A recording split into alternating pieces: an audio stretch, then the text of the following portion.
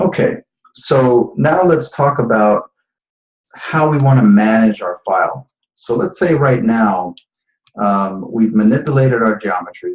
If we go to our subtool palette, which is located right above the geometry palette, I'm going to select that, and you'll see that this is basically kind of like I've explained before. In Maya, there's an outliner. In ZBrush, we have a subtool palette. It's much different, but it's meant to be basically the same thing, but has much different functionality. In a lot of ways, the functionality doesn't really seem that that versatile. So it's something that you got to just kind of get used to and work around. But let's say I have this model, and it's my final model, and I want to basically save it out so that I can iterate on it later. The first and most obvious thing to do would be to go to File, Save As, and for this purpose, I'm just going to save somewhere. Let's go into a drive somewhere, and I will go in here, and let's go ahead and drop this. Just give it a name, hit save. And this is basically saying, okay, this project that you're saving is going to be saved in our Lightbox Projects tab. Say okay. And so now up here at the upper left-hand corner, you'll see that your file name is active, so you know that this has been successfully saved. Now that's one way.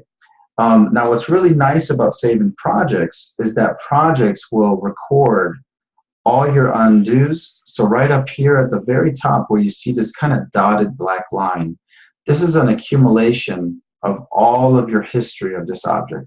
So I can scrub back all the way to the very beginning of the session, or the life of that subtool, or scrub all the way through.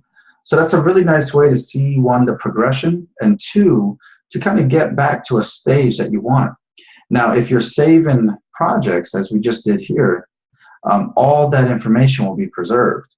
Other information that will be preserved with projects are things like textures or image planes that you may bring in. All this stuff is really, really relevant and something that you want to keep intact.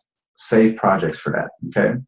Now, if you just want to save the bare bones geometry, so in this case, I just want to save this model as you see it right here, what you would want to do is, with it selected here in the subtool palette, we'd come right up here to Save As under Tool. And this is not saving a project as it is up here. So let me just cancel this for a second. This Save As right here is different from File, Save As right here. I know that's really, really strange, but try to think of saving this here as saving an actual model, just the model, whereas saving up here with File, Save As is saving the entire project, okay?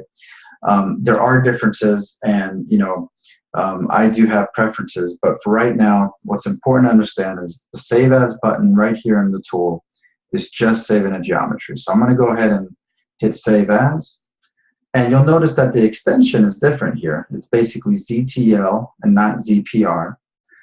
We'll go ahead and name this Test. Say Save. And at that point, if I navigate to that area, let me go ahead and bring a browser over here. Okay. You'll see that I have the two files there. So one being the project, one being the Z tool. So now I'm going to go ahead and close ZBrush real quick. I'm not going to save this because we already have. Let me go ahead and launch ZBrush one more time, and I will drag it over to this desktop. Now, regardless of what you save, you can trust that everything will be intact. The one thing I do want to mention, however, is that a ZBrush project that you would save here and or open from here is going to be a much heavier file, a larger file.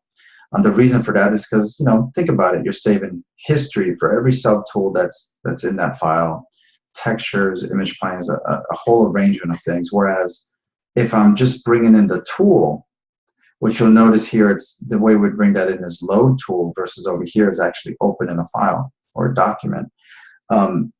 Bringing in a tool does not bring in anything else. There's no history along with that, or shader assignments or anything like that. So I'm going to go ahead and open up that file that we had.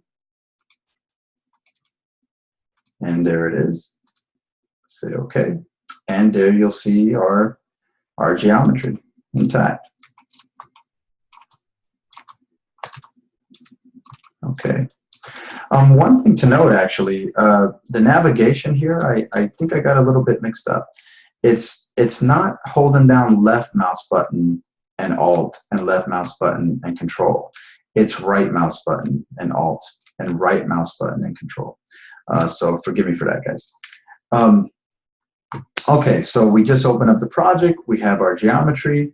Let's go ahead and suggest that we had a completely different scenario and we wanted to bring in a subtool, or Z tool. What I'm going to do is, under my tools menu here, I'm going to say load tool, and then I'm going to navigate to that tool and just open it.